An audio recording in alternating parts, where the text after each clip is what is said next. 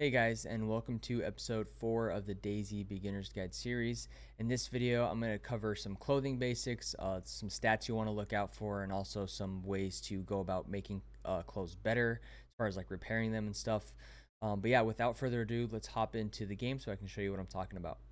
Alright guys, we are in DayZ, back to the Sector 9 servers, and I've bought a few things just to kind of prove my point here. So everything I'm wearing right now is anywhere from high, medium to best.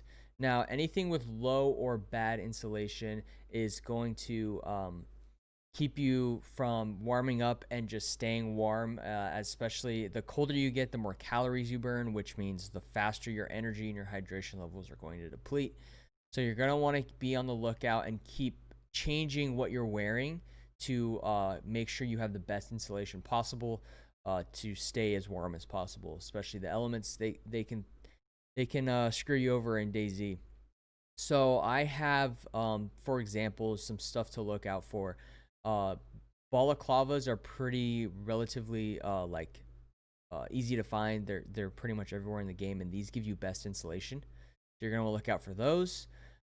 Any type of boot will give you anywhere from high to best insulation, so look out for boots. And then pea coats are best insulation. They're kind of OP because they're like everywhere, especially in the starting areas. And they'll give you best insulation. So those are some like quick ones that you could find pretty early on that will give you some really good insulation levels. And basically the way I do it, right, is let's do this. Let's put this pea coat on. Or actually, no, that won't work. All right, let's do this. Let's put these gloves in the vicinity, right? So right now I have no gloves on, so anything is better than nothing. So right now I can hover over them and it says the condition, and it also says what type of insulation they are, medium or whatever. So I can just drag these on, and medium insulation on my hands is better than nothing. Now let's say that my jacket was in the vicinity, uh, and I was wearing this pea coat, right? So there's two ways you can go about doing this. You can go, okay, uh, these guys in the freaking trader. Um, so you can hover over and go, okay, so this kind of would match my pants and everything, but it's got a lower insulation. So you kind of have to figure out what kit works best for you. Like for example, I could put this on and be fine thanks to the fact that I'm wearing good, decent gloves, really good boots, and a really good balaclava.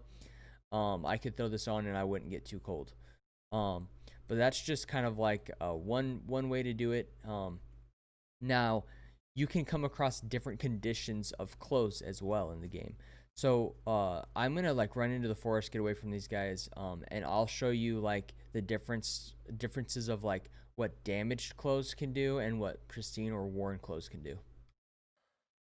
All right, guys, I am back. So I took the time and just kind of damaged some stuff I was wearing as well as this pea coat. So if you look here, the boots and the gloves are damaged. Their insulation levels haven't changed. But if you go to the pea coat, it's badly damaged. And now instead of best insulation, it's medium insulation. So I think it just depends on the type of item it is. If it's worn state, will uh change its insulation levels. Now there are 3 items in the game that you can repair clothing with, and that would be a leather sewing kit, some duct tape, and then a normal sewing kit. Now leather sewing kits have particular uses. So like I know it works with like plate carriers, certain backpacks, boots, and some other stuff. So the best way to do, if you have a leather kit, the best way to test it is like throw the item you're trying to repair in your hands and then put the leather kit in, and this one won't work. As you can see, the box around it is red instead of like the yellow orangish color. Whereas if I were to grab like some duct tape, now it's orange, and that means I can repair these. Now repairing items gives you two kind of buffs. One is it'll redo the insulation level. So example, this pea coat, the highest you can repair something to is worn. Now worn and pristine share the same insulation level, so it doesn't really matter. But if I found this, like let's say for example, I found this pea coat in the wild, I just had a t-shirt on and it was badly damaged. If I had some duct tape or a sewing kit on me, I'd grab it, throw it in my hands, repair it, and then put it on, and now I have best insulation. So let me give you some examples of this. So I'm going to take the duct tape, use it on these gloves. Now, one thing you'll notice here, you'll notice it more with the pea coat, but once you repair one, the duct tape loses like a quarter of its value. And now these are worn, so these are good to go. Like I said, you can't get them any higher than worn. Now with the boots, for example, you can use the leather kit with them. So I'll repair these with the leather kit, and I'll repair these, and these are a bit damaged, so they'll just go up to worn really quick. Um, so the other kind of buff you get besides the installation level is the fact that they look new again. So like if you don't like the look of it looking like it's all torn up and stuff, then repairing it is also a good reason to do that. Now with the pea coat, when I put that, I'm gonna use the sewing kit for this one. You can put it in your once you combine them and start repairing it. When you repair clothing, it only goes up one notch in its worn status. So now it's damaged instead of worn. So if you find like I don't know if you can repair ruined clothes. Let me know down in the comments below. I think you can, but the more damage it is, the more of whatever you're repairing it with, you're going to use up because you're trying to get it to that worn state. So as you can see, like a little bit, probably I would say maybe a third or so, maybe a fifth of the sewing kit's been used. So now I'm going to combine it again, repair it one more time to get it up to that worn state. I accidentally just jumped. That's funny. So yeah, we'll repair this one more time. And boom. And now it's worn, and now it's back up to best installation. So yeah, that's just kind of like some ways to go about clothing in the game. Obviously, always be looking for the highest installation levels that you can for your clothes. And then it just helps even more if you have duct tape or a sewing kit on you. I would recommend these two will repair almost anything, whereas a leather sewing kit has its specific uses. If you find like duct tape or a sewing kit in the wild, hold on to it, because if you do happen to find like a badly damaged pea coat or maybe a badly damaged balaclava, you can repair that, throw it on, and now you have better installation. But yeah, that's just kind of like some basics with clothing. There's really not too much to go over here. One thing that you can do is, let's say instead of having to like go over to like your browser or your phone and googling like what does this fix or what does this repair, the best way to do it is, like, for example, let's say I had duct tape, I found some badly damaged boots. I could throw them in my hands and then hover over it, and like you saw earlier, there's that red box, meaning it won't combine, meaning it won't fix the item. The only thing that will fix leather boots is a leather repairing kit. So that's one way to kind of test it. So if you have like duct tape and sewing kits are kind of interchangeable. Sewing kits last a little bit longer, and they take up less room. So if you find one, I'd probably keep that over duct tape.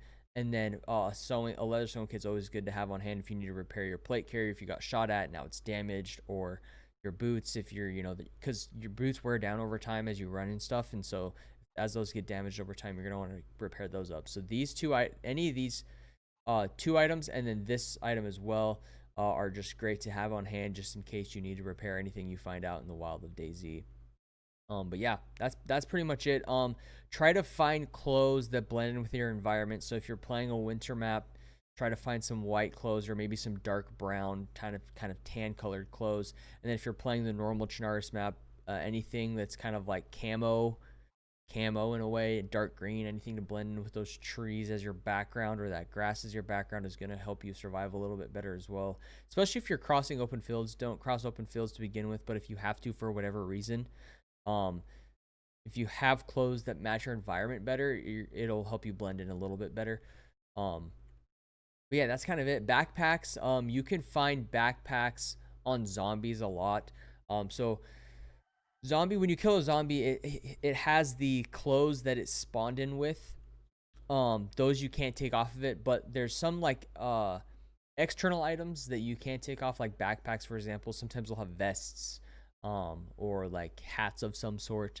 And then sometimes you can find like food or other items inside of their like pockets in their clothes and stuff after you kill them. So keep an eye out for zombies with backpacks. Backpacks can be difficult to find decently sized ones when you freshly spawn in the game. So keep an eye out for backpacks as they just help you carry a lot more stuff. But yeah, guys, let's head out to the full cam to wrap up today's video. Alright guys, that'll wrap it up for today's video on clothing. Like I said, not too long of a video. It's kind of simple. The two things you're going to want to look out for are its status, how worn is it, and then its insulation status. Those are the two kind of biggest things you're going to want to look out for. And then once you're in the position to choose between like different types of clothes and stuff like that, you're going to want to find something that matches the color of your environment better, as it just helps you blend in better. But yeah, that kind of wraps it up for this video, just short and easy.